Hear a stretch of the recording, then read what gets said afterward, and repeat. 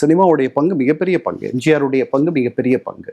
உங்களுக்கு பராசக்தி வந்து ஒரு பெரிய புரட்சியை, அதற்கு முன்பாக வேலைக்காரியும் நல்ல தம்பியும் ஒரு ஒரு பெரிய சமூக மாற்றத்திற்கு வித்திடக்கூடிய படங்களாக பார்க்கப்படுகின்றன. அதில் அறிஞர் அண்ணாதுரைன்ட்டு முதல் அவர் பெயரை பெருசாக போட்டு யார் எழுதுறாங்கன்றது பெரிய செய்தியாக திராவிட இயக்க எழுத்தாளர்கள் திரையுலகத்திற்கு வந்த பிறகு வந்ததை நம்ம பார்த்தோம். பராசக்தியில் முதல்ல பெருசாக போடுறது கலைஞர் மு. கருணாநிதி, அதுதான் பெருசாக வரும்.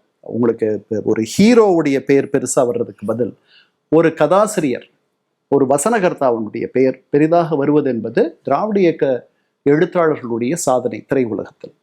அண்ணாவுக்கு பிறகு இவர்கள், அதுக்கு பிறகு தொடர்ந்து எம்ஜிஆர் அவர்களோடு வந்து இணைந்த பிறகு, அதற்கு முன்பாகவே அவர்களோடு சிவாஜி கணேசன் இருக்கார், எஸ் ராஜேந்திரன் இருக்கார். அதற்கு முன்பாக அவர்களுக்கு கிடைத்த மிகப்பெரிய ஒரு பரிசு அப்படின்னா KR ராமசாமி, நடிப்பிசை புலவர். ஆனால் அவர் எம்ஜிஆர் எட்டிய உயரங்களை வேற எந்த நடிகரும் எட்டதில்லை.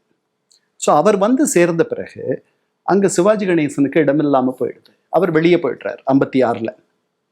எம்ஜிஆர் 53 வந்து சேர்றார். சேர்ந்த பிறகு நாடோடி மன்னன் 58 வருது. நாடோடி மன்னன் ஒரு பெரிய உயரத்திற்கு, அங்கதான் முதல்ல எம்ஜிஆர் பிக்சர்ஸ் அப்படின்றதுல ஒரு ஆணும் பெண்ணும் திமுக கொடியை தாங்கி நிற்கிற மாதிரியான ஒரு எம்ப்ளம், அந்த ஒரு இலட்சணைய வடிவமைச்சு அந்த படத்துல காட்டுறார். முதல்ல படங்கள்ல வந்து தெளிவாக அண்ணாவை பற்றி சொல்றது, திமுகவை பற்றி சொல்றது, திருக்குறள் முன்னேற்ற கழகம்னு அதுக்கு முன்னாடியே ஒரு பாட்டு வரும். அது ஆக்சுவலா திமுக அப்படின்னு எல்லாரும் புரிஞ்சுக்கிட்டாங்க. அதை கலைவாணர் NSK பாடுவார்.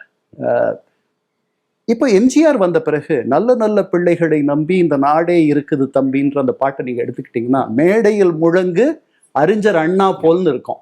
அதை சென்சார்ல மாத்திட்டாங்க. மாத்தின உடனே திருவிக்கா போல் அப்படின்ட்டு பண்ணாங்க. ஆனா இன்னைக்கும் நீங்க அந்த பாட்டை கேட்டீங்கன்னா மேடையில் முழங்கு அறிஞர் அண்ணா போல் தான் வரும். அப்புறம் அதை வந்து எம்ஜிஆர் கட்சி தலைவன் அப்படின்னு ஒரு படத்துக்கு பேரை வைக்கிறாரு. அது வந்து எலெக்ஷனுக்கு முன்னாடி எலெக்ஷனுக்காகவே எடுக்கப்பட்ட ஒரு படம், எலெக்ஷன் பிரச்சாரத்திற்காகவே. ஆனால் அந்த படம் தோல்வி அடைஞ்சிருக்கு, பெரிய வெற்றி கிடையாது. ஆனா அதுக்கு முன்னாடியே பல இடங்கள்ல, அதுக்கப்புறம் இவர் ஆட்சிக்கு வந்த பிறகு, இவர் தனியா கட்சி தொடங்கின பிறகு அண்ணாவை பத்தி என்னுடைய இதய தெய்வம், அப்புறம் வந்துட்டு நிறைய பாடல்கள்ல அண்ணாவை பற்றிய இதெல்லாம் வரும்.